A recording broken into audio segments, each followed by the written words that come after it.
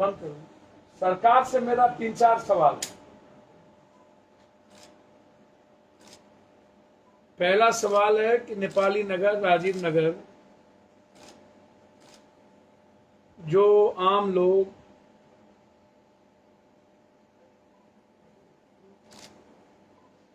जो वहां बसे, अपनी पूरी कमाई, पूरी जिंदगी की सब कुछ लगा करके अपने परिवार के जीवन को जीने के लिए वहां है,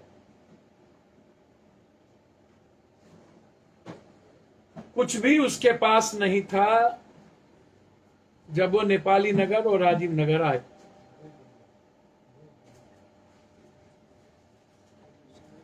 दूसरी चीज, 1992 तक जमीन की रजिस्ट्री हुई और उसके बाद सरकार रोक लगा दी, लेकिन 1992 के बाद पावर ऑफ अटर्नी दिए जाने लगा। ये power of attorney registry office से ही न दी गई कि जनता ने अपने से ले लिया। इसी पते पर बिजली, टेलीफोन कनेक्शन, जो भी चीजें मिली इसी पते पर मिली, सरकार के नॉलेज के अनुसार मिली। संवैधानिक निर्वहन किया वहां की जनता ने। ऐसा तो है नहीं कि जबरदस्ती सब कुछ ले ली। नाला बन रहे थे, सारे एमपी एमएलए ने वहां एमपी लैट्स और एमएलए फंड दिया रोड बनने के लिए या कुछ और चीज बनने के लिए, सरकार के पैसे भी वहां लगे। अब आप हमको सरकार निर्माण हेतु अंचलाधिकारी द्वारा प्रशासनिक प्रतिवेदन दिया जाना होता है, अंचलाधिकारी गलत प्रतिवेदन दिया। जब सरकार के नजर में 1992 में आने पर रजिस्ट्री पर रोक लगाया, फिर निर्माण कार्य कैसे हुआ? 1992 सरकार कहती है कि हमने रोक लगा दिया, तो निर्माण तो हुआ। तो जब निर्माण हुआ 1992 के बाद, तो थाना थी, सरकार थी, पुलिस थी, सब कुछ था। उस वक्त रोक क्यों नहीं लगी?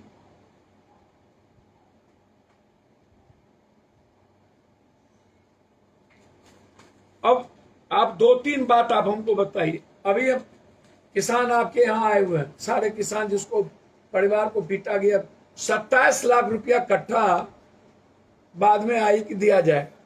अब हाईकोर्ट को प्लेस कौन करता है? सुप्रीम कोर्ट को ये चीजें प्लेस कौन करता है? सरकार। सरकार खिलाफ में गई है ना।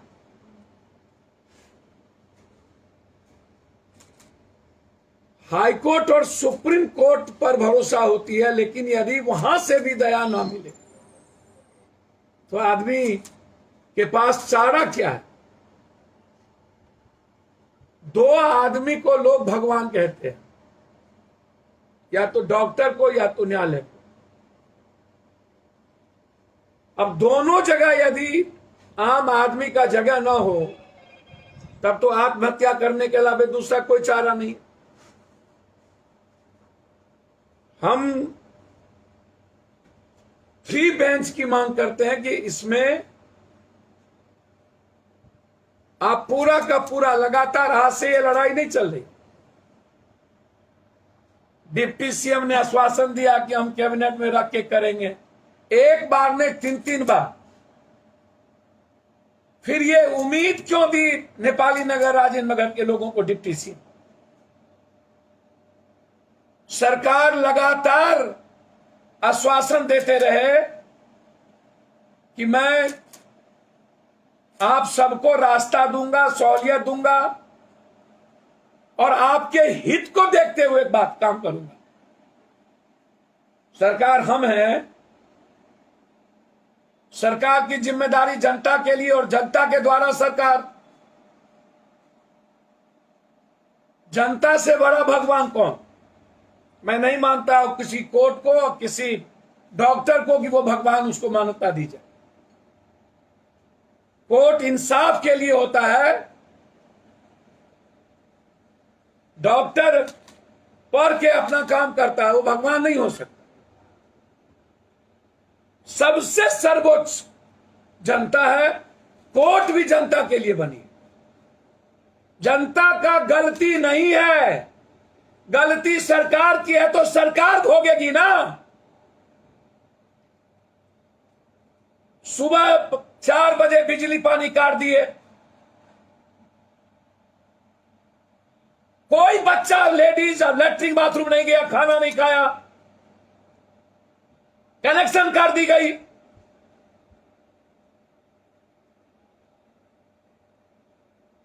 वायलेंस पब्लिक ने पहले नहीं किया, आप जबरन वायलेंस करने की जरूरत। आप पत्थर देख रहे हो, दोनों तरफ से चला, कोई सोच भी नहीं सका, बाद में दोनों तरफ से चला। चाहे वो सिटी एसपी साहब को चोट लगा हो तो मैं मानता हूं कि वो चोट गलत है, लेकिन कैजुअलिटी तो दोनों तरफ हुई है ना। 7-7 लोग इधर भी जले हैं, इधर भी घटना घटी है। 18 लोगों को आप जेल में बंद कर दिए।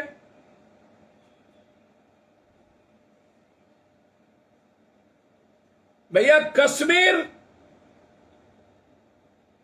से भी बुरी स्थिति थी। आतंकी थे क्या नेपाली और राजीव नगर के लोग? उग्रवादी थे कि बुलडोजर की तरह ये जो बुलडोजर नीतीश जी और विपक्ष बगल से गया मजे लेने।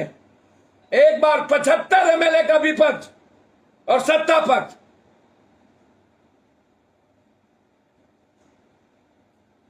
अब रास्ता देंगे ना, समझौता होगी ना।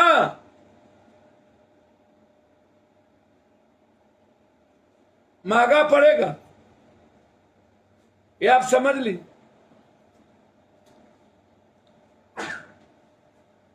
कोर्ट को बरगलाने का काम सरकार ने किया। चार्जशीट पुलिस लिखती है, डायरी पुलिस लिखती है, उसी पर काम करती है न्यायालय। मेरा सीधा सवाल है, कोर्ट को देखना चाहिए था कि रजिस्ट्री 1992 के बाद क्यों, कोर्ट को देखना चाहिए था कि निर्माण क्यों, कोर्ट को देखना चाहिए था कि बिजली पानी कनेक्शन क्यों, कोर्ट को देखना चाहिए था कि एमपी एमएलए फंड क्यों, कोर्ट को देखना चाहिए कि 92 के बाद जो प्रक्रिया हुई वह किसकी गलती थी। आप उसको सस्पेंड करिए, डिस्चार्ज करिए, और जो जो पदाधिकारी थे उससे पैसे वसूलिए, और सरकार पहले मुआवजा और बसने की व्यवस्था करता, तब आप तोड़ते। तो ना मुआवजा न बसने, तो ये सही नहीं है।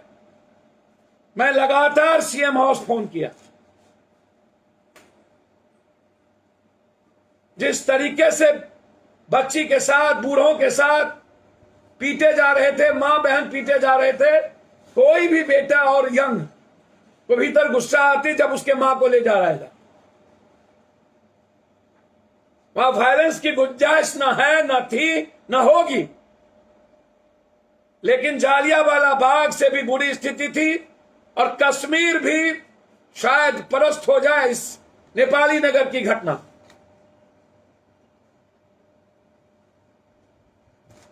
इसकी इंक्वायरी होनी चाहिए।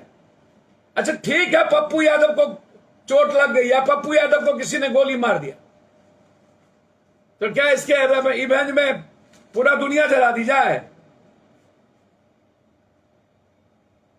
हमको कोई थप्पड़ मार दे तो क्या करें? पूरा का पूरा उसका घर बर्बाद कर दे?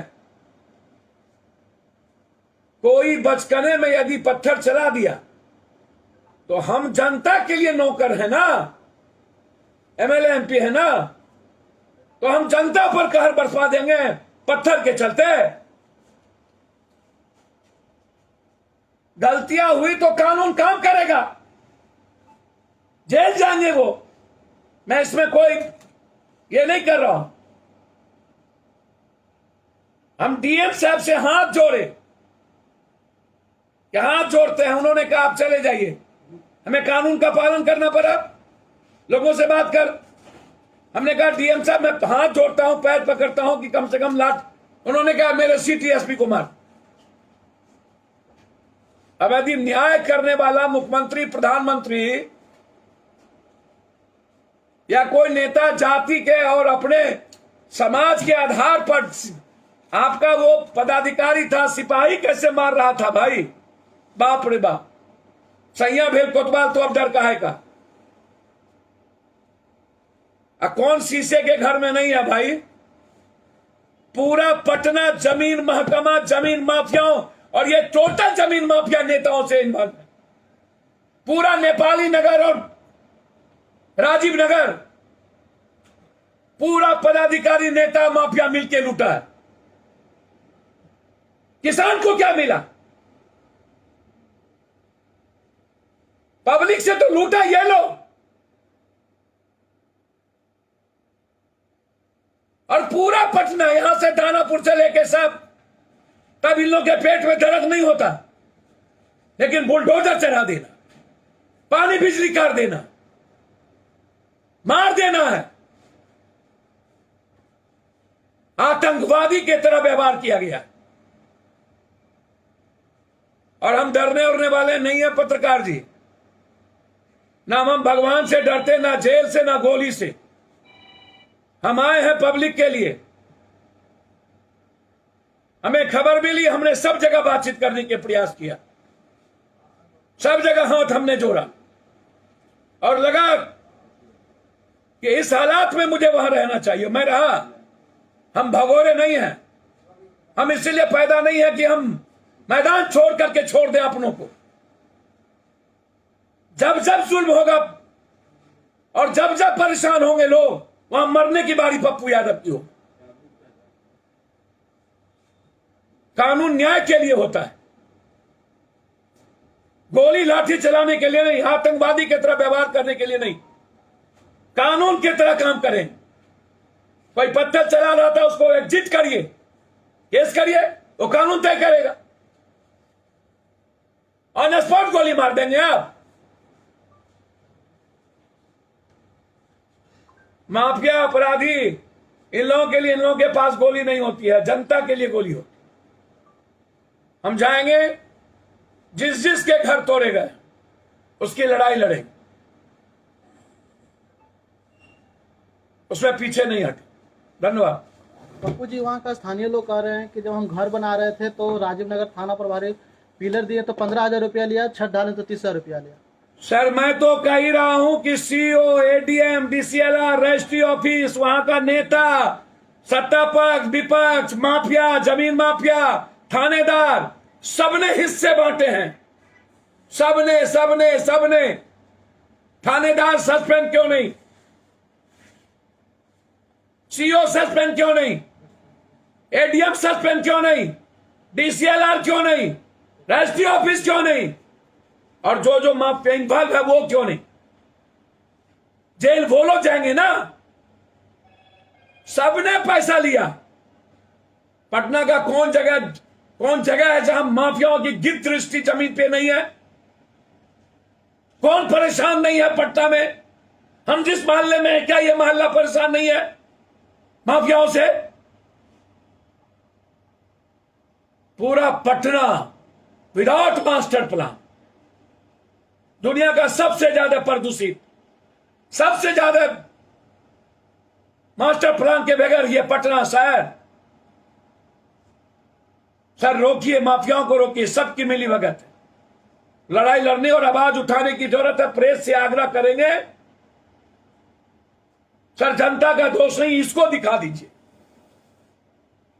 1992 में रोक लगी, उसके बाद रजिस्ट्री क्यों हुई? निर्माण क्यों हुआ? बिजली की दो क्यों दी गई? नाला क्यों बन रहे हैं? एमपी लैब्स क्यों गया? और बिना मुआवजा और बिना कहीं रखे बुलडोजर क्यों चढ़ाया गया?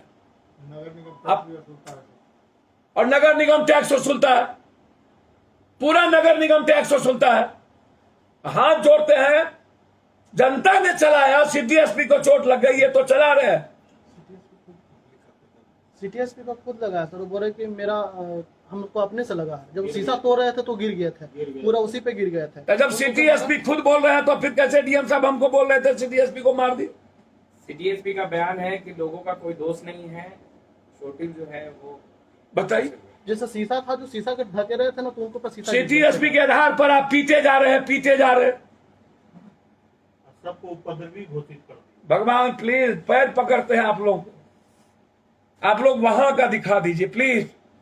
नहीं, आप लोग कुछ नहीं दिखाते, आप लोग जो दिखाते हैं सब प्रशासन का दिखाते हैं। सरकार की पक्ष रखा। सरकारी काम दिखाते हैं, ज्यादा करते हैं, प्राइवेट किसी का नहीं है। और सर सच है कि सरकार के पास जमीन का कोई कागज नहीं, किसी किसान को मुआवजा नहीं दिया, रजिस्ट्री नहीं कराया, तो सरकार की जमीन हुआ कैसे? किसान जमीन बेचा, लोग खरीदे बस गए।